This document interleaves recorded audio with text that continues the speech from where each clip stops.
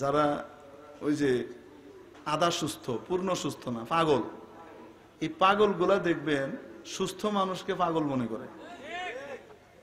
পাগলের কাছে পাগল মনে করে সেই একমাত্র সুস্থ, আদার্স আর ম্যাড, যা আছে সব কি হে ছাড়া বাকি সব পাগল, এই শুধু সুস্থ। আছে না নাই? হ্যাঁ, হযরত মুফতি দিলওয়ার হোসেন সাহেব দামাত বরকাতুহুম কোন এক প্রেক্ষাপটে এক ঘটনা শোনাইছেন এক জায়গায়, সেটা আপনাদেরকে শোনাই।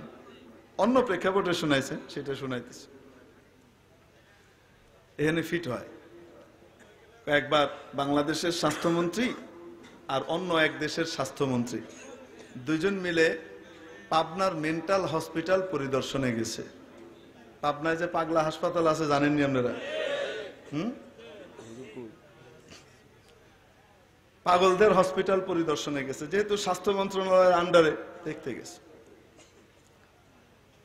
যাওয়ার পরে ওই পাগলদের হসপিটালের যে ইনচার্জ, কে ইনচার্জ, সেই ইনচার্জ বলতেছে, স্যার আপনাদের সাথে যে এত পুলিশ টুলিশ প্রোটোকল আছে, এগুলো নিয়ে তো ভেতরে ঢোকা যাবে না, পাগলদের সামনে যাওয়া যাবে না। কেন? ও কারণ পাগলরা বেশি লোক দেখলে খেপে যায়, ওরা বেশি লোক কি করতে পারে না, সহ্য করতে পারে না। এটা পাগলদের সিমটম, বেশি লোক দেখলে কি হয়, খেপে যায়। অতএব স্যার বেশি লোক নিয়ে যাওয়া যাবে না। দেখবেন বর্তমান যুগেও কিছু পুলিশ অফিসার আছে, কিছু নেতা আছে, যারা নাকি মাহফিলের কথা শুনলে, মানুষ জমায়েত হবে দিনের কথা শুনলে আনন্দে গদগদ হয়ে যায়। হুজুর কি লাগবে বলেন, প্যান্ডেলের টাকা আমি দিব। হুজুর কি লাগবে বলেন, মাহফিলের জন্য অনুমোদনের যা যা লাগে সব দিয়ে দিব। কি কি লাগবে সবকিছু বলেন, আমরা সবকিছুতে আসি। ঠিক কি ঠিক না? কিছু নেতা, কিছু পুলিশ অফিসার বলে মাহফিল করেন হুজুর, কোনো অসুবিধা নাই, আমরা সবকিছু প্রোটেকশন দিব, বলে কি বলে না? আবার কিছু নেতা আর কিছু পুলিশ আছে, আলেম ওলামা এবং ভালো মানুষের জমায়েত দেখলে খেপে যায়। কি হলো এখন? পাগলের ইনচার্জ কইতেছে, ওই হসপিটালের ইনচার্জ বলে, স্যার বেশি লোক যাওয়া যাবে না।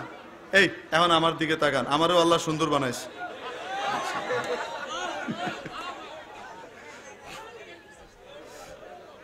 কদ্দুরাবাদে তো হুজুরই দেখবেন, ওনারাই তো চাইবেন।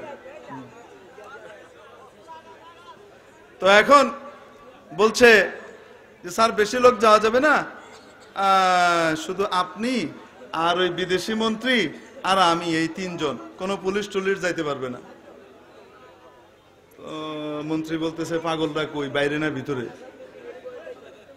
কয় ভিতরেই আছে, না বাইরে থাকলে আবার যদি উল্টাপাল্টা করে ঠিক নাই তো, ফিডামিটা দেয় কিনা। কারণ পাবলিক যদি খেপে যায় তখন কিন্তু মন্ত্রী এমপি চিনে না। আলেম ওলামা তৌহিদি জনতা, বাংলাদেশের তৌহিদি জনতাকে ইসলামের উপরে কোনো আঘাত করে খেপাবেন না, পাগল বানাবেন না। পাগল হলে কিন্তু কাউকে ছাড় দেওয়া হবে না, কোন মন্ত্রী, কোন এমপি, কোন নেতাকে চিনা হবে না।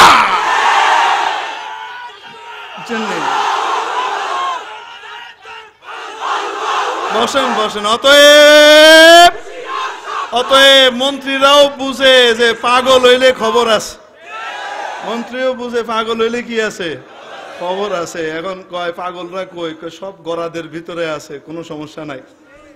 এখন দুইজন মিলে ঢুকছে, দুই মন্ত্রী আর সাথে কে, ইনচার্জ, এই তিনজন ঢুকছে।